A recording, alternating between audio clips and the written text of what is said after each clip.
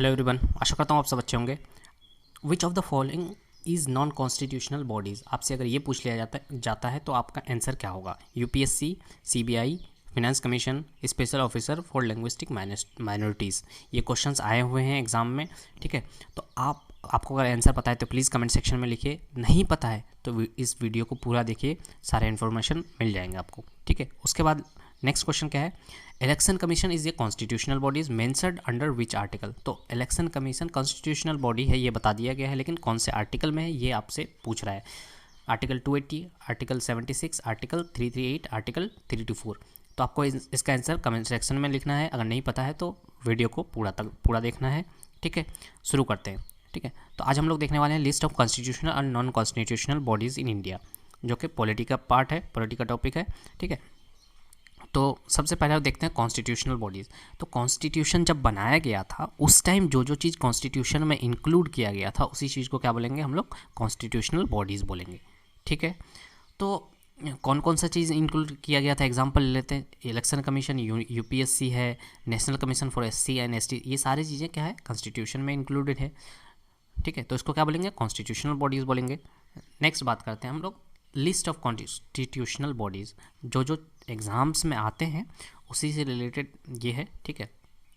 तो constitutional body सबसे पहला लिखा गया इलेक्शन कमीशन, ठीक है। आर्टिकल कौन सा है? 3 to 4। अभी कॉन्स्टिट्यूशनल बॉडी अभी पर इलेक्शन कमीशन कौन से आर्टिकल में है? 3 to 4, ठीक है। यही क्वेश्चन था। यूपीएससी कॉन्स्टिट्यूशनल बॉडी है, नॉन कॉन्स्टिट्यूशनल बॉडी है? क्या है? कॉन्स्टिट्यूशनल है। आर्टिकल 315 to 323, ठीक है। State public service commission article 315 to 323। दोनों चीज़ याद रखना है कि कॉन्स्टिट्यूशनल बॉडी नाम एक बार, ठीक है, और आर्टिकल्स। फिनेंस कमीशन क्या है? Constitution article 280। National commission for एससीज article 338। National commission for STs है ना, article 338A। A and B जहाँ पे भी लिखा हुआ आएगा इसका मतलब अमेंडमेंट किया गया है बाद में, ठीक है। उसके बाद controller and auditor general of India, ये आर्टिकल कौन सा? 148। Attorney general of India article 76। Advocate general of the state article 165। Special officer for linguistic minorities article 350B। ये देखिए यहाँ पे बी लिखा हुआ है, यानी इसका मतलब अमेंडमेंट।